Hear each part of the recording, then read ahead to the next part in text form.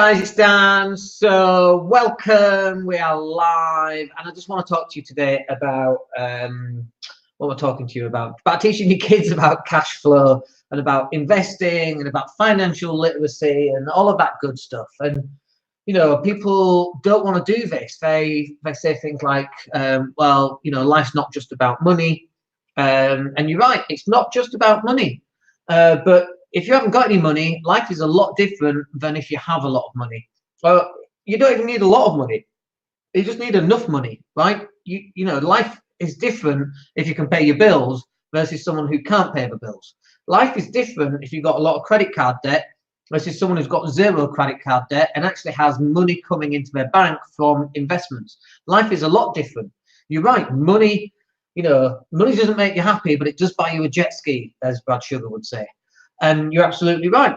And I've been depressed and poor, and I've been depressed and rich, and depressed and rich easily outweighs depressed and poor. You can just jump on a plane and bugger off somewhere.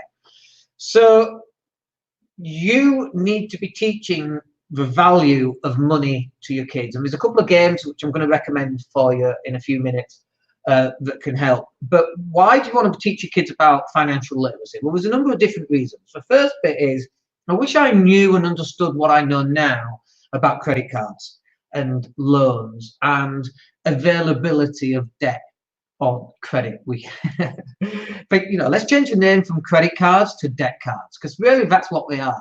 I'm going to give you £1,000 of credit. Oh wow, brilliant, £1,000, go spend it. That's crazy. It just doesn't make any sense. It's not a credit card.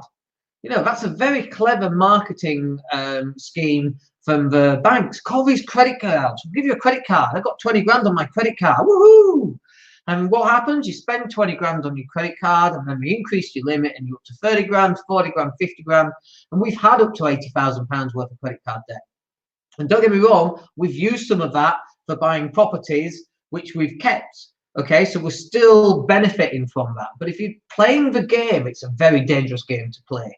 It's like juggling with chainsaws, right? It looks really cool until you get caught out, and it's no longer cool, and it ruins everything. Now nobody's happy, so you don't want to be doing that. So credit cards, I wish I knew about credit cards, and I teach my kids financial literacy. My kids, not so much now because I don't speak to them as much, but before, when I used to see them every 2 weeks, we would play these games, and I would teach them about financial literacy, and I'm hoping some of those lessons have stayed with them. And they don't get themselves into credit card debt too much. They need some credit card debt because the credit card companies and the loan companies and your credit rating is dependent on how on your ability to pay back debt. So you want to put like petrol receipts on it, and a few Netflix subscription, put that through on it, or your weekly shopping. Get a Tesco's club card and get points for it, and you get stuff coming back. Put that on it, but pay it off every single month. Show that you are good with credit. For people who've never had credit cards and their credit rating is in the toilet, and it's because credit rating companies want to be able to see how good you are with credit. But it's a dangerous game to play, and you've got to be really switched on with it. I get people coming up to me and going, Dan, I want to earn 20% return on investments. And I'm like, that's great. You got a credit card debt? Yeah. How much you got? Oh, 15 grand. Okay. Pay those off first. What? Yeah, pay your credit cards off first. No. You don't understand. I want to be making 20% return on my money invested. ROCI or ROC. I always call it ROI anyway, return on investment. But that's what they're after. And I'm like, well, pay your credit card off. You're paying 20% a year on that credit card. Why are you doing that? Just doesn't make any sense at all. So you've got to start getting rid of that credit card debt. But let's just run through some of the games here. I made myself a little list which I wrote down. So first one that I played was Payday. Payday's a good entry-level game. 5-year-olds will get it, 8-year-olds will get it. And it just teaches them about various bits. There's one bit on that board game where they buy like a lottery ticket, I think it is, or a bingo ticket, and they win money.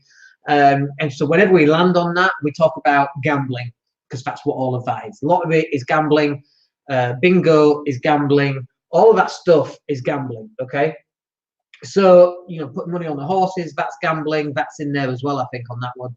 But I like the fact it's in there because I want to have a discussion about what gambling actually is, so that my kids can actually see what it really truly is. So I want my kids to learn that an investment is something that puts money in your pocket. And at the time, my 8-year-old, I would say, what's an investment? And she would say, it's something that puts money in your pocket. And I'd say, can you give me an example? She was like, well, a car, as long as you're a taxi or you hire it out, but not if you just buy a car on credit and you just drive it wherever. That's not an investment. An investment is something that puts money in your pocket. And she knew that at age 8.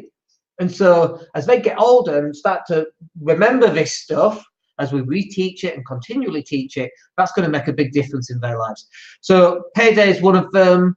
The next one was Game of Life. That's another good one. And they buy assets, and they generate the assets through working and getting tokens. But that's a really good one. Obviously, you've got Monopoly. And my 4-year-old, we've played Monopoly with the 4-year-old because we want to get her to understand about money. It's like, well, but money, money's not the all important thing. Well, neither is mathematics, but we learn that. I did algebra, Venn diagrams. When was the last time you used a Venn diagram? Well, we can learn them, but we can't learn about assets, putting money in your pocket. Like, how much more important is money compared with Venn diagrams? No, we can learn that. Got it. Okay. It just doesn't make sense to me. I can learn about the biology of a cell and how to make alcohol, but I can't learn how to do my tax return. It's just crazy. It just doesn't make sense to me. So, like, first of all, if you don't know how to do these things, you need to learn how to do these things, not make alcohol. I mean, tax returns and investments and all of this good stuff. And you've got to be financially literate as well. And then when your kids start asking you questions and you don't know the answer, it really forces you to be financially literate. So the next one is, the last one I'm going to mention is Cashflow. So Cashflow is a really good game. Cashflow 101. I played this with my, she was 9, 10 at the time. And we played Cashflow 101. And they understood about being in the rat race and about generating cash flow, which then you put into assets that then generate more cash flow. Now, one of the downsides here is that the cash flow in that game is really easy. Just roll the dice a couple of times, the money comes in, and then you get loads of opportunities to buy great houses, really dirt cheap. Obviously, it's American based as well, so it's based on that. And then you can buy stocks and shares for $5 and you sell them at 30. Like the following girl. If only life was like that, it's not like, I don't know, who's gone under recently? Take your pick. Woolworths, British Home Stores. I mean, just take your pick, So it's not quite as simple as that. But I like the idea that the game simplifies the concepts, and the aim is to get out of the rat race. And I love playing that game. As a 47-year-old man, I still love playing that game. With millions of pounds of assets, putting money in my pocket every single month, I still love playing that game because it's a good, solid reminder of what I need to be doing to ensure that I'm on the right path. So look, I hope that's useful for you. Just quick and short and, sharp little Facebook Live there.